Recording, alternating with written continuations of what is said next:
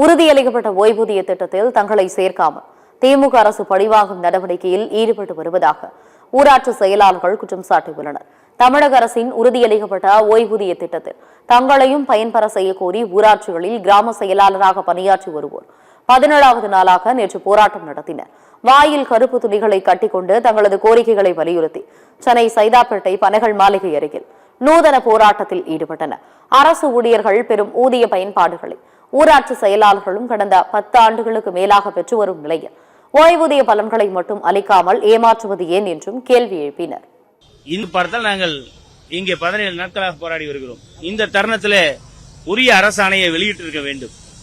கடந்த 17 நாட்களாக நாங்கள் ஊராட்சி செயலர்கள் தகுதியான ஓய்வூதியத்தில் இணைத்து அரசாணை வெளியிட வேண்டும் என்று நாங்கள் கேட்டு இங்கே போராட்டம் நடத்தி வருகிறோம். தமிழ்நாடு அரசு அந்த காலமுறை ஊதியத்தில் இதே ஊதிய விகிதம் 15,950-400 வாங்குகின்ற அந்த பணியாளருக்கு வழங்க வேண்டிய சலுகைகள் எதையுமே ஊராட்சி செயலருக்கு வழங்கவில்லை.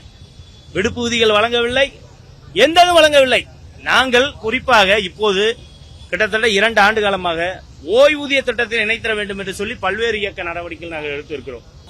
இதை நிதித்துறை செயலர் அவர்களும் ஊரகத்துறை செயலர் அவர்களும் இதை மாண்புமிகு முதல்வரின் கவனத்திற்கு எடுத்து சென்று உடனடியாக அரசாணை பிறப்பிக்க வேண்டும். எங்களுடைய போராட்டம் அரசாணை பிறப்பிக்கும் வரை நிச்சயமாக தொடரும்.